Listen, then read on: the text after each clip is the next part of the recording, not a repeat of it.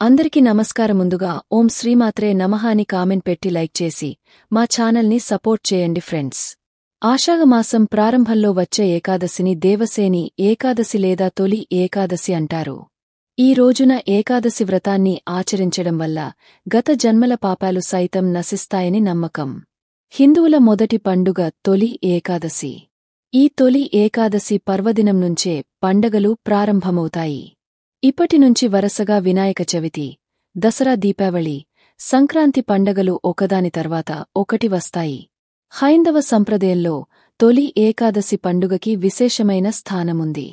దీన్నే శయని ఏకాదశి లేదా హరివాసరం లేదా పేలాల పండుగ అని కూడా పిలుస్తారు. జూన్ 26 నుంచి ఆషాఢమాసం ప్రారంభమైంది.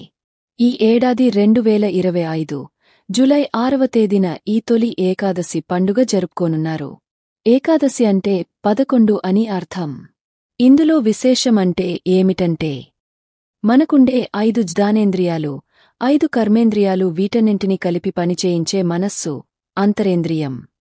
ఈ 11 ఇంద్రియాలు ఏకోన్ముఖంగా శ్రద్ధతో శ్రీ మహావిష్ణువును స్మరించే సమయమే ఏకాదశి పండుగ. ఈ నేపథ్యంలో తొలి ఏకాదశి పండుగ విశిష్ట పూజా విధానం గురించి తెలుసుకుందాం.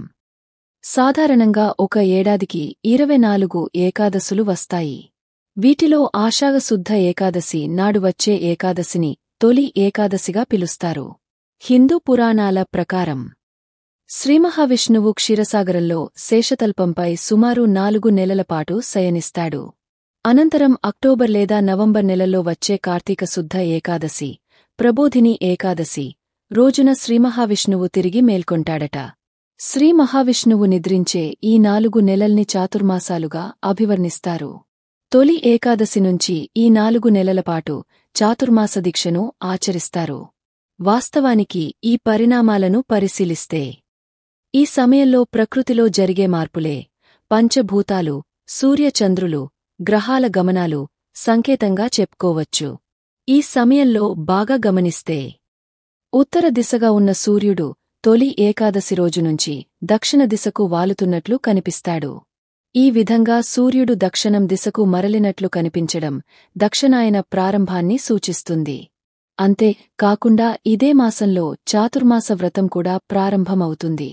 ఎంతో మహిమాన్వితమైన ఈ తొలి ఏకాదశి పర్వదినాన వ్రతాన్ని ఆచరిస్తే అశ్వమేధ యాగం చేసినంత, 60,000 సంవత్సరాలు తపస్సు చేసినంత పుణ్యఫలం లభిస్తుందని ఈ తొలి ఏకాదశి వ్రత మహత్యాన్ని గురించి హిందూ పురాణాలు చెబుతున్నాయి. మహాసాధ్వి సతీ సక్కుబాయి ఏకాదశి వ్రతాన్ని ఆచరించి మోక్ష సిద్ధి పొందని కూడా చెబుతారు. అంతటి విశిష్టత కలిగిన ఈ ఏకాదశి వ్రతాన్ని భక్తి శ్రద్ధలతో ఆచరించడమే మన కర్తవ్యం. తొలి ఏకాదశి రోజు ఏం చేయాలి అనేది ఇప్పుడు మనం ఈ వీడియోలో తెలుసుకుందాము. తొలి ఏకాదశి పూజకు ముందుగా తెల్లవారుజామునే నిద్రలేచి స్నానం చేసి శుభ్రమైన బట్టలు ధరించాలి. పూజామందిరాన్ని శుభ్రం చేసి విష్ణుమూర్తి ఫోటో లేదా విగ్రహాన్ని అలంకరించాలి. పూజకు అవసరమైన పంచామృతం, పాలు, పెరుగు, తేనె, నెయ్యి, చక్కెర, గంగాజలం, తులసి దళాలు, పండ్లు, వస్త్రాలు, అగరొత్తులు, దీపం, నైవేద్యం సిద్ధం చేసుకోవాలి. పూజను ప్రారంభించే ముందు భక్తితో విష్ణువుని తలుచుకుని ఏకాదశి వ్రతం ఆచరిస్తున్నానని సంకల్పం చెప్పుకోవాలి. విష్ణుమూర్తి విగ్రహానికి పంచామృతంతో అభిషేకం చేయాలి.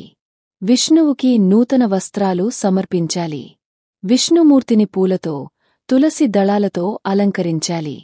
ధూప, దీపాలను వెలిగించి నైవేద్యంగా పండ్లు, స్వీట్లు, పేలాల పిండిని సమర్పించాలి. విష్ణుమూర్తిని ప్రార్థిస్తూ స్తోత్రాలు, శ్లోకాలు, హారతులు చదవాలి. ఏకాదశి వ్రత కథను చదవాలి లేదా వినాలి. రాత్రంతా జాగరణ చేసి విష్ణువుని కీర్తిస్తూ భజనలు, కీర్తనలు చేయాలి. మరుసటి రోజు ద్వాదశి నాడు విష్ణువుని పూజించి పేలాల పిండితో చేసిన నైవేద్యం సమర్పించి ఉపవాసం విరమించాలి. ఈ తొలి ఏకాదశి రోజున ఆవును పూజిస్తే విశేష ఫలితాలు కలుగుతాయని కూడా చెబుతారు. తొలి ఏకాదశి నాడు జొన్న పేలాల పిండిని తినడం ఒక ఆనవాయితీగా వస్తోంది. దీని వెనుక పౌరాణిక, ఆరోగ్యపరమైన కారణాలు ఉన్నాయి. తొలి ఏకాదశి రోజు పేలాల పిండిని తప్పక తినాలని పెద్దలు చెబుతారు. పేలాలు పితృదేవతలకు చాలా ఇష్టమైనవిగా భావిస్తారు. ఈ రోజున పేలాల పిండిని తినడం ద్వారా పూర్వీకులను స్మరించుకున్నట్లవుతుందని, వారి ఆశీస్సులు లభిస్తాయని నమ్ముతారు. చాలామంది పితృదేవతల పేరుతో పేలాల పిండిని దానం చేయడం లేదా నైవేద్యంగా సమర్పించడం చేస్తారు. అలాగే ఈ కాలంలో వాతావరణ పరిస్థితులు కూడా మార్పులు వస్తాయి కాబట్టి శరీరానికి పేలాల పిండి వేడిని కలగజేస్తుందట. కనుక ఏకాదశి రోజు ఆలయాల్లో పేలాల పిండిని ప్రసాదంగా పంచడం ఆనవాయితీగా ఇప్పటికీ వస్తోంది. ఉపవాసం తర్వాత తీసుకునే ఆహారం సాత్వికంగా, సులభంగా జీర్ణమయ్యేదిగా ఉండాలి. పేలాల పిండి తేలికగా అరిగే, శరీరానికి శక్తినిచ్చే ఆహారం. దీనిని సాధారణంగా బెల్లంతో కలిపి తయారు చేస్తారు. ఇది శరీరానికి తక్షణ శక్తిని అందిస్తుంది. ఈ కారణాల వల్ల తొలి ఏకాదశి నాడు పేలాల పిండిని తినడం కేవలం ఒక సాంప్రదాయం మాత్రమే కాదు, ఆరోగ్యానికి, ఆధ్యాత్మిక ప్రశాంతతకు కూడా దోహదపడుతుంది. పూజలో పాటించాల్సిన నియమాలు. ఏకాదశి రోజున ఉపవాసం ఉండాలి. అన్నం తినకూడదు. పగటిపూట నిద్రపోకూడదు. ఎక్కువగా మాట్లాడకూడదు. కోపం తెచ్చుకోకూడదు. సాత్విక ఆహారం తీసుకోవాలి. తులసి ఆకులను కోయకూడదు. బ్రహ్మచర్యం పాటించాలి. పేలాల పిండిని నైవేద్యంగా సమర్పించాలి. ద్వాదశి నాడు పేలాల పిండితో చేసిన నైవేద్యం తిన్న తర్వాత ఉపవాసం విరమించాలి.